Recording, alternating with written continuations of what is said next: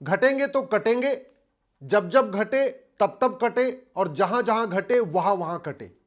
अफगानिस्तान में घटे तो कटे, पाकिस्तान में घटे तो कटे, बांग्लादेश में घटे इसलिए कट रहे हैं, मालदीव में घटे इसलिए कटे, कश्मीर में घटे इसलिए कटे। आप पूरे दुनिया में देख लीजिए, हम जहां घटे वहां कटे, और भारत के अंदर भी देख लीजिए, जहां जहां घटे वहां वहां कटे। आज की डेट में 28 राज्य हैं, 8 केंद्र शासित प्रदेश हैं, टोटल हो गए 36। 36 में से 9 राज्यों में हम घट चुके हैं और खत्म हो चुके हैं, यानी 25% राज्यों में खत्म हो चुके हैं। 800 जिले हैं, उसमें से 200 जिलों में घट गए हैं, यानी 25% जिलों में घट गए।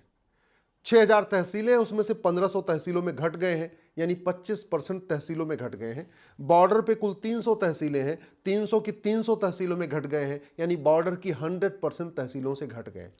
घटने का मूल कारण क्या है? लफ्ज़ जिहाद, लैंड जिहाद, धर्मांतरण जिहाद, घुसपैठ जिहाद, ड्रग्स जिहाद, जनसंख्या जिहाद। दुर्भाग्यवश अखबारों में समस्याओं की बात हो रही है, मूल कारण अस्थायी समाधान की बात ही नहीं हो रही। मीडिया उठा के देख लीजिए, 200 चैनल हैं, 24x7 न्यूज दिखा रहे, समस्या दिखा रहे, मूल कारण अस्थायी समाधान नहीं दिखा रहे। 500 अखबार हैं, हर अखबार में 100 प्रॉब्लम निकल रही है, लेकिन किसी भी समस्या का मूल कारण अस्थायी समाधान नहीं बता रहे। और एक बात याद रखिएगा, जिन नेताओं, अभिनेताओं, लेखकों, बुद्धिजीवियों, पत्रकारों, कलमकारों के भरोसे आज आप बैठे हैं ना, ये 20 साल के बाद पहले खुद ही भाग जाएंगे, आपको बचाने के लिए नहीं रुकेंगे। आप जिनके भी भरोसे बैठे हुए, वो 20 साल के बाद खुद ही पहले भागेंगे, आपको बचाने के लिए नहीं रुकेंगे। आपको लगता है अगर मंदिर बनाने से हिंदू बचेगा, तो आपको बता दूं, दुनिया का सबसे बड़ा, भव्य और विशाल शिव मंदिर गांधार में था, आज की डेट में उसकी एक ईंट भी नहीं बची है। दुनिया का सबसे बड़ा, भव्य, विशाल विष्णु मंदिर पाकिस्तान में था, उसकी एक ईंट भी नहीं बची है। हमारे 51 शक्तिपीठ में से एक शक्तिपीठ पाकिस्तान में है, हिंगलाज, और 5 शक्तिपीठ वर्तमान बांग्लादेश में है, वहां कोई पूजा करने नहीं जा रहा है।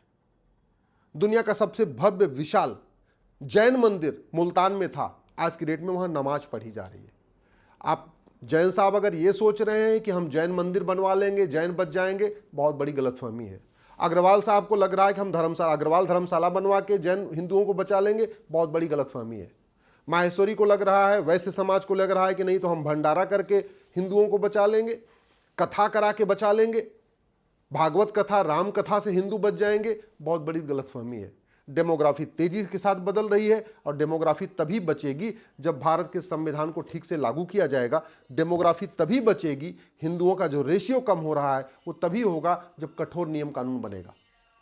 भारत तभी सुरक्षित होगा जब मजहब के आधार पर बने नियम कानून खत्म होंगे, मजहब के आधार पर बने बोर्ड और ट्रिब्यूनल खत्म होंगे, मजहब के आधार पर चल रही सरकारी योजनाएं खत्म होंगी, मजहब के आधार पर चल रहा मंत्रालय खत्म होगा, मजहब के आधार पे जो स्कूल चल रहे हैं, कॉलेज चल रहे हैं, यूनिवर्सिटी चल रही है, इनको बंद किया जाएगा और सबके लिए एक समान कानून लागू किया जाएगा। तब सनातन धर्म बचेगा, तब हिंदू बचेगा, और तब भारत भी बचेगा। सबसे पहली जरूरत है भारत में समान शिक्षा लागू किया जाए, इस राइट टू एजुकेशन को राइट टू इक्वल एजुकेशन किया जाए, और कम से कम 10वीं तक सबकी समान शिक्षा हो। ये पहली रिक्वायरमेंट है, भारत का संविधान भी यही कहता है। भारत को बचाना है तो सबसे आवश्यक ये है, ये जो मजहब के आधार पे शादी विवाह के लिए जो 30 नियम कानून चल रहे हैं, इनको खत्म किया जाए तत्काल, एक यूनिफॉर्म सिविल कोड लागू किया जाए। यदि भारत को बचाना है, भारत की संस्कृति को बचाना है, तो ये जो 1861 का पुलिस एक्ट है इसको बदलना पड़ेगा, एक यूनिफॉर्म पुलिस कोड लागू करना पड़ेगा, एक यूनिफॉर्म जुडिशियल कोड लागू करना पड़ेगा। भारत को बचाना है तो राम नीति लागू करना पड़ेगा। राम नीति क्या है? भय बिन होय न प्रीत। और भय कैसे आएगा? कानून का खौफ कैसे होगा? कानून कठोर हो और सजा फटाफट मिले। फटाफट सजा कैसे मिलेगी? जब झूठ गंभीर अपराध होगा, झूठी जांच गंभीर अपराध होगी, झूठी शिकायत गंभीर अपराध होगी, झूठा मुकदमा गंभीर अपराध होगा, झूठ पकड़ने के लिए नार्को पॉलीग्राफ ब्रेन मैपिंग कानून होगा।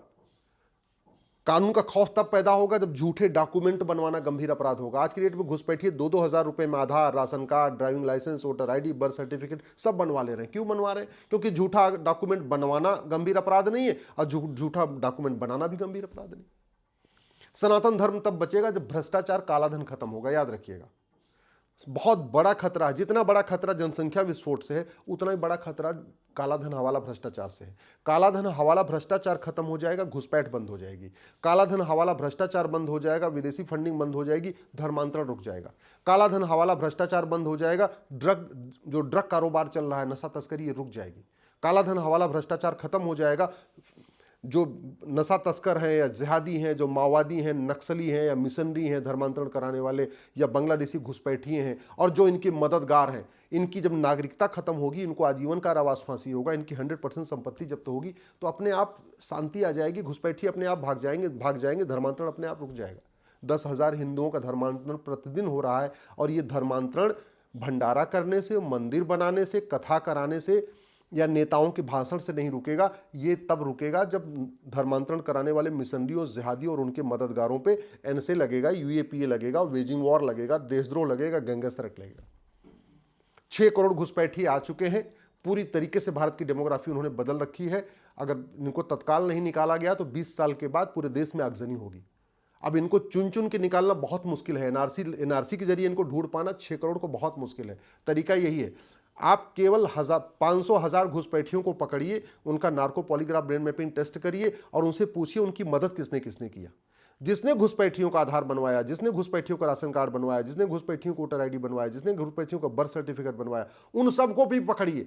तो घुसपैठियों और उनके मददगारों के खिलाफ 5 धारा लगाइए, एनएसए लगाइए, यूएपीए लगाइए, वेजिंग वॉर लगाइए, देशद्रोह लगाइए, गैंगस्टर लगाइए।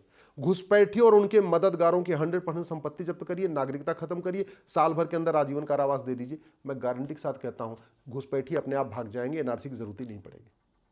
ये जो ड्रग जिहाद के जरिए पूरी तरीके से हिंदू बच्चों को नशेड़ी बनाया जा रहा है, गंजड़ी बनाया जा रहा है, और धीरे धीरे उस नशे में नपुंसकता की दवाई मिला के उनको नपुंसक बनाया जा रहा है। इसका एक ही तरीका है, नशा तस्करों और उनके मददगारों, नशा तस्करों को पकड़िए, उनका narco polygraph brain mapping test करिए, और जो नशा तस्कर है और उनके मददगार हैं, चाहे वो नेता है, चाहे अभिनेता है, चाहे नशा तस्करों की मदद करने वाले ये थानेदार हैं, चाहे तहसीलदार हैं, चाहे कलेक्टर है, कप्तान, सबकी 100% संपत्ति जब्त करिए, उनकी नागरिकता खत्म करिए, आजीवन कारावास फांसी दीजिए। मैं गारंटी के साथ कहता हूं, 1 महीने के अंदर सारे ड्रग स्मगलिंग छोड़ के घर में बैठ जाएंगे, एकदम साधु बन के बैठ जाएंगे, दोबारा नशा तस्करी करने के सोचेंगे भी नहीं।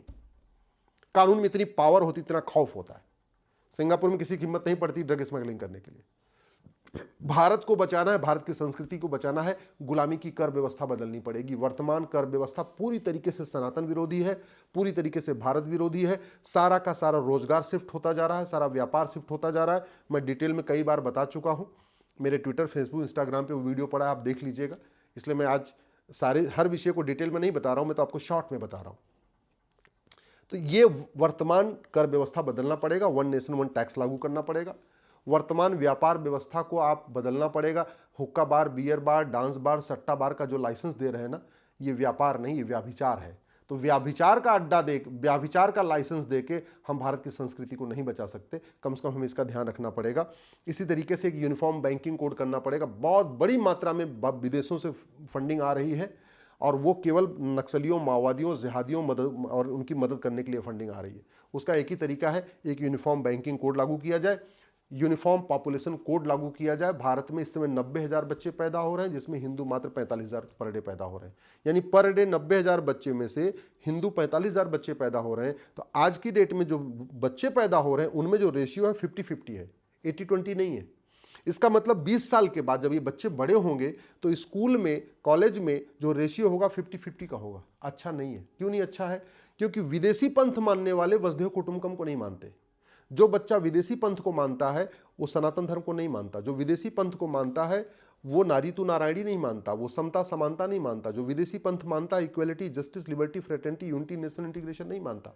और एक बात याद रखिएगा, ये भारत का संविधान तब तक है जब तक हिंदू बहुसंख्यक है। पाकिस्तान, अफगानिस्तान, बांग्लादेश, मालदीव में संविधान नहीं चलता। पाकिस्तान, अफगानिस्तान, बांग्लादेश, मालदीव में equality, justice, liberty, fraternity, unity, national integration नहीं है। पाकिस्तान, अफगानिस्तान, बांग्लादेश में डेमोक्रेसी का क्या हाल है आप खुद देख लीजिए। भारत के राष्ट्रपतियों को देश छोड़ के नहीं भागना पड़ता क्योंकि हिंदू बहुसंख्यक है। भारत के प्रधानमंत्रियों को देश छोड़ के नहीं भागना पड़ता क्योंकि हिंदू बहुसंख्यक है। भारत में संविधान तब तक चल रहा है जब तक हिंदू बहुसंख्यक है। भारत में बहन बेटियों को मेकअप करने की आज़ादी है, स्कूल जाने की आज़ादी है, कॉलेज जाने की आज़ादी है, अपनी पसंद से अपना रोजगार करने की आज़ादी है। क्यों? क्योंकि हिंदू बहुसंख्यक है। नहीं तो अफगानिस्तान, पाकिस्तान, बांग्लादेश में क्या हो रहा है, विशेष रूप से महिलाओं के साथ क्या हो रहा है, आप अच्छी तरीके से समझते हैं।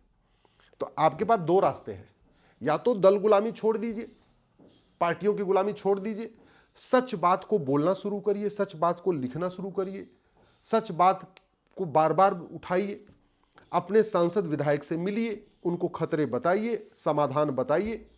समाधान यही है, भय बिन होय न प्रीत। शिक्षा में संस्कार होगा, कानून का खौफ होगा, देश शांति होगी। जनसंख्या नियंत्रण कानून जरूरी है, धर्मांतरण नियंत्रण कानून जरूरी है, घुसपैठ नियंत्रण कानून जरूरी है, नशा तस्करी के खिलाफ कठोर कानून जरूरी है, मानव तस्करी के खिलाफ कठोर कानून जरूरी है, लफ्ज़ जिहाद के खिलाफ कठोर कानून जरूरी है। और इसके लिए कानूनों का मकड़जाल नहीं बनाना है, बल्कि ये जो भारतीय न्याय संहिता है ना, इसी में एक एक चैप्टर बनाना है। जैसे 6 करोड़ घुसपैठी आ चुके हैं, तो घुसपैठियों के लिए क्या करना, अलग से नहीं कानून बनाना, इसी में एक चैप्टर बना जोड़ देना है, उसका नाम होना चाहिए ऑफेंस रिलेटिंग टू इन्फिल्ट्रेशन। धर्मांतरण बहुत तेजी के साथ बढ़ रहा है, 10,000 हिंदुओं को पर डे धर्मांतरण हो रहा है, नया कानून नहीं बनाना, इसी भारतीय न्याय संहिता में एक चैप्टर जोड़ देना है offence relating to conversion. Land जिहाद बहुत तेजी के साथ हो रहा है, अवैध निर्माण खूब हो रहा है, हाईवे किनारे, सड़क किनारे, जंगलों में, नदियों किनारे खूब अवैध निर्माण हो रहा है। तो क्या करना है, नया कानून नहीं बनाना, इसी में एक चैप्टर जोड़ देना है offence relating to illegal encroachment, एक इसी में जोड़ना है, नया कानून नहीं बनाना है। आपके जनसंख्या नियंत्रण के लिए क्या करना है, एक यूनिफॉर्म सिविल कोड बनाना है, उसी में एक चैप्टर रख देना है पॉपुलेशन कंट्रोल। तो मेरा यह कहना है कि जितनी समस्याएं हैं, इनका समाधान कानून बना के ही हो सकता है। धर्म की जय करने से अधर्म का नाश नहीं होता, अधर्म का नाश करने से धर्म की जय होती है। गाय को रोटी खिलाना धर्म की जय करना है, गौ तस्कर को जेल में भेज देना अधर्म का नाश करना है। और जब तक आप गौ तस्कर को जेल में नहीं भेजेंगे, तब तक गाय नहीं बचेगी, गाय को लाख रोटी खिलाते रहिए। इसलिए मैं कहता हूं, कथा कराना, मंदिर बनवाना, भंडारा करना, यह सब धर्म की जय करना है, लेकिन ये सब हमारे पूर्वज कर रहे थे। एक बार ये सोचिए कि जो आज आप काम कर रहे हैं, क्या आप पहली बार काम कर रहे हैं? क्या हमारे पूर्वज नहीं कर रहे थे क्या? अगर हमारे पूर्वज जो काम कर रहे थे वही आप भी कर रहे हैं, फिर तो जो हमारे पूर्वज खत्म हो गए तो आप भी खत्म हो जाएंगे। अगर हमारे पूर्वज अफगानिस्तान से खत्म हो गए वही काम करते हुए, और वही काम आप कर रहे हैं, तो आप भी खत्म हो जाएंगे। जो काम आप कर रहे हैं हमारे पूर्वज करते थे, फिर भी पाकिस्तान से अपना मकान, दुकान, खेत खलिहान छोड़ के भागना पड़ा, फिर तो आपको भी भागना पड़ेगा। लेकिन सवाल यह कि पाकिस्तान से भाग के तो भारत आ गए, अफगानिस्तान से भारत आ गए, बांग्लादेश से भारत आ रहे हैं, मालदीव से भारत आ गए, अब भारत छोड़ के कहां भागेंगे? कश्मीर छोड़ के दिल्ली आ गए, दिल्ली से छोड़ के कहां भागेंगे? बंबई छोड़ के कहां भागेंगे? कलकत्ता छोड़ के कहां भागेंगे? और जैसी खबरें आ रही हैं ना, जिस तरीके से, आज तो एक खबर आई है कि जमीयत उलमा हिंद 1 लाख अपनी ब्रांचेस खोलने जा रहा है। ये छोटी बात नहीं है। याद रखिएगा, देव दानव का झगड़ा पहले भी था, मानव राक्षस का झगड़ा तो पहले भी था, दो सोच का झगड़ा आज भी है। बच्चा पेट में उसका कोई पंथ नहीं होता, बाहर आता है, फिर वो या तो सनातनी होता है तो गैर सनातनी होता है। तो वो सनातनी, भारत के सभी बच्चे भारत को माने, भारत के संस्कार को माने, भारत की संस्कृति को माने, भारत की परंपरा को माने। उसका एक ही तरीका है कि जो बच्चा स्कूल में जाए, सबसे पहले उसकी शिक्षा भारतीय शिक्षा हो क्या रहा है? हम मुगलों के मदरसे आज भी कंटिन्यू किए हुए हैं, अंग्रेजों के मिशनरी स्कूल आज भी कंटिन्यू किए हैं, हमने उनको बदला ही नहीं, हमने तो राइट यूनिफॉर्म एजुकेशन सिस्टम लागू नहीं किया। और दूसरा, जो पहले विदेशी पंथ में चले गए हैं, उनको घर वापसी के लिए कुछ व्यवस्था हो। भाई, जो कन्वर्ट हुए वो कैसे हुए? शासन ने उनको लालच दिया या धमकाया, मतलब साम दाम दंड भेद के कारण लोग कन्वर्ट हुए। तो घर वापसी भी शासन को ही कराना पड़ेगा। समाज ने पहले कन्वर्ट नहीं किया था, शासन ने कन्वर्ट किया था तलवार के दम पे।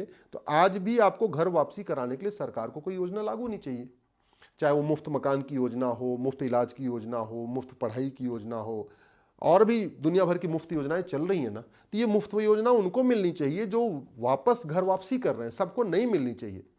अगर मेरी बात ठीक लग रही हो तो इस वीडियो को अपने फेसबुक, ट्विटर, इंस्टाग्राम पे शेयर करिएगा और अपने सांसद और विधायक से मिलकर इस पर चर्चा करिएगा। और एक बात याद रखिएगा, यदि आप समाजवादी हैं तो लोहिया जी का सम्मान केवल हिंदू ही करते हैं, गैर हिंदू नहीं करते। आप गांधीवादी हैं तो इसको अच्छी तरीके याद रखिएगा, अब पाकिस्तान और बांग्लादेश में गांधी जयंती और उनकी गांधी जी की पुण्यतिथि कोई नहीं मनाता। भारत के 9 राज्यों में जहां हिंदू खत्म हो गए वहां भी कोई गांधी जयंती और गांधी जी की पुण्यतिथि नहीं मनाता। यदि आप राष्ट्रवादी हैं तो याद रखिएगा, राष्ट्रवाद वहीं तब तक है जब तक हिंदू बहुसंख्यक है। आप अंबेडकरवादी हैं तो इसको भी याद रखिएगा, बाबा साहब अंबेडकर की जयंती वही मनाते हैं जो हिंदू हैं, गैर हिंदू बाबा साहब को नहीं मानते। तो आप चाहे अंबेडकरवादी हैं, चाहे समाजवादी हैं, चाहे नेहरूवादी हैं, चाहे गांधीवादी हैं, चाहे राष्ट्रवादी, ये आप तब तक हैं जब तक हिंदू बहुसंख्यक है। हिंदू अगर कम हुआ, अगर हम घटे तो कटेंगे, ये 100% है, अब तक का पूरा इतिहास दिखा रहा है। मेरी बात ठीक लग रही हो तो इस वीडियो को चिंतन करिएगा, सोचिएगा और इस पर अपने सांसद विधायक मिलकर चर्चा भी करिएगा।